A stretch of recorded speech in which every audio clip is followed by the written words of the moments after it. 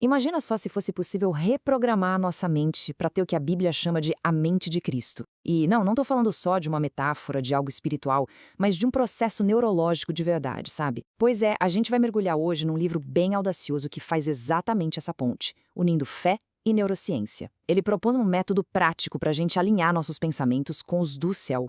Essa frase, logo do comecinho do livro, já entrega a ideia central. Olha que forte. Deus não te chamou apenas para crer, mas para pensar como o céu pensa. Isso muda tudo, né? O chamado segundo livro não é só para a gente acreditar passivamente, mas para adotar ativamente um novo jeito de pensar. A grande transformação, o ponto de virada, acontece na mente. Então, por onde essa jornada começa? O livro chama o primeiro passo de O Chamado Invisível. É como se fosse um despertar, sabe? Aquele momento em que a gente percebe que precisa deixar para trás os velhos padrões de pensamento, aqueles que nos prendem. E o livro toca num ponto que, nossa, muita gente sente. Sabe aquela guerra interna? De um lado, as palavras de fé que a gente fala.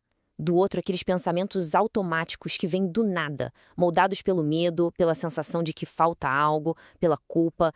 Essa briga, essa desconexão que a obra se propõe a resolver.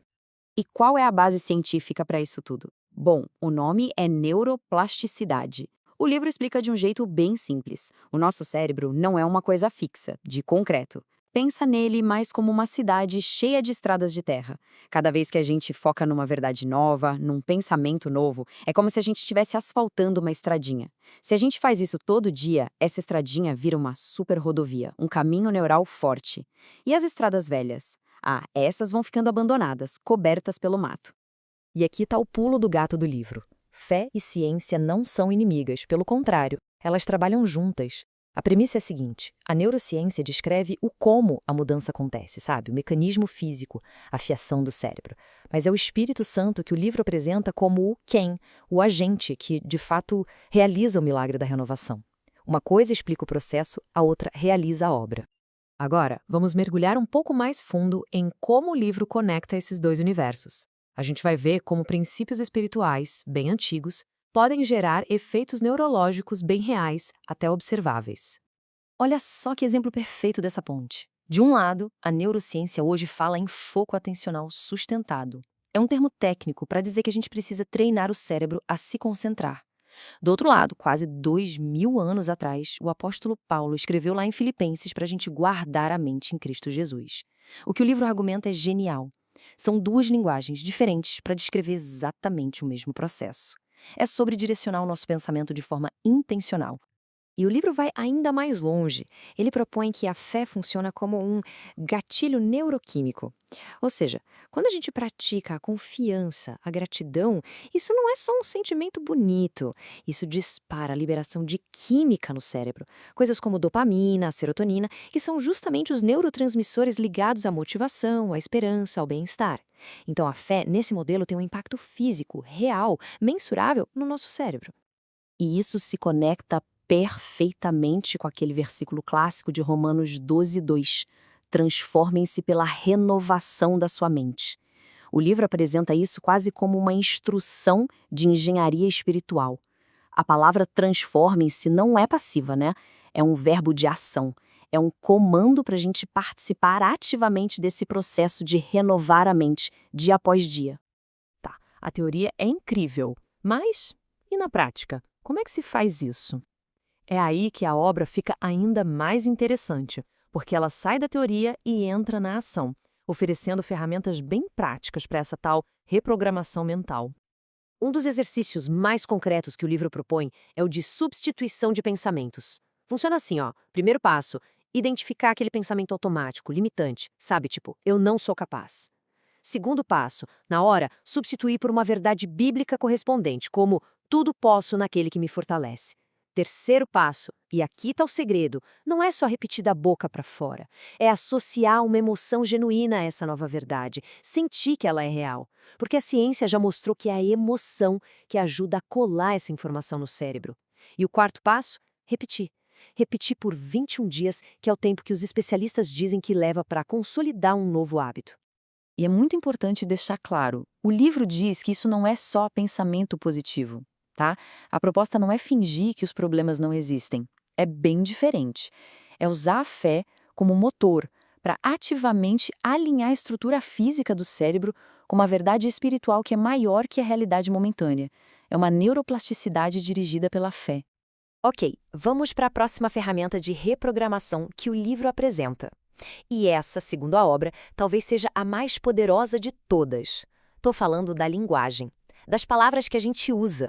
Não é à toa que tem aquele provérbio clássico que diz que a morte e a vida estão no poder da língua. A ideia aqui é que as palavras não são neutras. Elas não só descrevem a realidade, elas criam a realidade. Elas têm esse poder de construir ou de destruir. E o livro argumenta que isso não é só no mundo espiritual, não.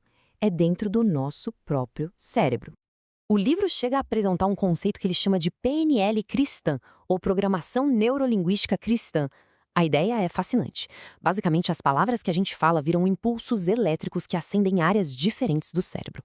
Palavras de fé, de visão, ativam um córtex pré-frontal, que é tipo o nosso CEO, a parte que planeja o futuro. Já as palavras de medo, de ansiedade, ativam o sistema límbico, nosso cérebro de sobrevivência, de estresse. Então, o ato de confessar a fé vira um processo neuroespiritual que molda o nosso cérebro. O ponto principal é este. O que se fala se grava no cérebro. As palavras que saem da nossa boca não somem no ar. Elas voltam e são gravadas nos nossos circuitos neurais, reforçando um jeito de pensar. Ou seja, o nosso vocabulário acaba definindo a realidade que a gente experimenta. Mudar as palavras é mudar o cérebro. Tá, e no final das contas, quais são os resultados dessa jornada toda?